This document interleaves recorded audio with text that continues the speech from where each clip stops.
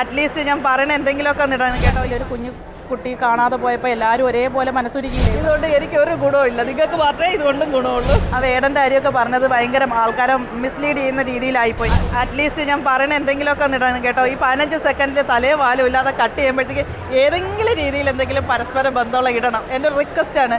ഒന്നുമില്ലെങ്കിൽ ഞാൻ നിങ്ങൾക്ക് പറയണതിനനുസരിച്ചൊക്കെ നിന്ന് തരുന്ന ഒരാളല്ല. ഇതുകൊണ്ട് എനിക്കൊരു ഗുണമില്ല, നിങ്ങൾക്ക് മാത്രമേ ഇതുകൊണ്ടും ഗുണമുള്ളൂ.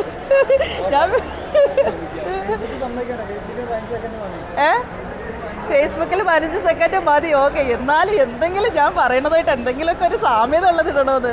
കാരണം എനിക്ക് ഭയങ്കര വിഷമമായിപ്പോയ 2-3 കാര്യങ്ങളുണ്ടെന്ന് എനിക്ക്. കാരണം ഞാൻ ഇനി നിങ്ങളെ കണ്ട മൈൻഡൊന്നും ചെയ്യരുത്, മിണ്ടരുതെന്നൊക്കെ വിചാരിച്ചത്. പക്ഷേ നിങ്ങളെ ചിരിച്ച മുഖം കാണുമ്പോഴത്തേക്കാനായിട്ട് പറ്റത്തില്ലത്. ഞാനിത് ഇവിടെ വരുമ്പോഴൊക്കെ അങ്ങനെ വിചാരിച്ചത്. പക്ഷെ നിങ്ങളിങ്ങനെ ചിരിച്ചുകൊണ്ട് വന്ന് സംസാരിക്കുമ്പോൾ എന്നെ കൊണ്ട് അതിനും പറ്റില്ല. അത്ര വലിയ കട്ടിയുള്ള മനസ്സുള്ള ഒരാളൊന്നും അല്ല ഞാൻ. കാരണം ആരെങ്കിലും സങ്കടം പറയാനും ഞാൻ കൂടെ ഇരുന്ന് കരയും, സിനിമ കണ്ടാലും കരയും. അതുകൊണ്ട് ആ വേടൻ്റെ കാര്യമൊക്കെ പറഞ്ഞത് ഭയങ്കര ആൾക്കാരെ മിസ്ലീഡ് ചെയ്യുന്ന രീതിയിലായിപ്പോയി. ഈ ഭയങ്കര കാരണം ഞാനൊരാളെ മോശമായിട്ട് പറഞ്ഞില്ല, ഒരു മനുഷ്യനെ ഒരു തരത്തിലും മോശമായിട്ട് പറയാത്തൊരാളാണ് ഞാൻ. ഒരാളുടെ പ്രൊഫൈലിൽ പോയിട്ട് ഞാനൊന്നും പറയാറില്ല. എന്ത് കാര്യത്തിനും ഒരാളെ വിമർശിക്കണമെങ്കിൽ പോലും അത് അതിൻ്റേതായിട്ടുള്ള പരസ്പര ബഹുമാനത്തോടു കൂടി മാത്രമേ ഞാൻ പൊതുവേ ചെയ്യാറുള്ളൂ എവിടെയാണെങ്കിൽ പോലും. അപ്പോൾ ആ എന്നെ മറ്റുള്ളവരെ കൊണ്ട് തെറ്റിദ്ധരിപ്പിക്കുന്ന ആടിനെ പട്ടിയാക്കുന്ന പോലെ ആയിപ്പോയി. എനിക്ക് ഭയങ്കര സങ്കടമായിപ്പോയി.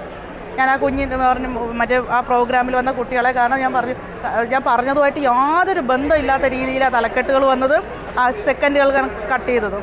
അതിൽ ഞാൻ ആ ചാനലുകാരെ വിളിച്ചിരുന്നു, ഞാനത് റിമൂവ് ചെയ്യിച്ചിട്ടുണ്ടായിരുന്നു. കാരണം നമ്മൾ സമൂഹത്തിന് ഈ ഇത് കഴിഞ്ഞിട്ട് നമുക്ക് പുറത്തോട്ട് ഇറങ്ങാനുള്ളതല്ലേ. എവിടെയോ കിടക്കുന്ന ആൾക്കാർ അതെന്താണെന്ന് പോലും അന്വേഷിക്കുകയൊന്നും ചെയ്യാതെ നമ്മളുടെ ഇടയിൽ ഇങ്ങനെ ചാടിയോടി എൻ്റെ പ്രൊഫൈലിൽ വന്നിട്ടാണ് പിന്നെ തെറിവിളി. ഇതൊക്കെ ആരാണെന്ന് പോലും എനിക്കറിയില്ല.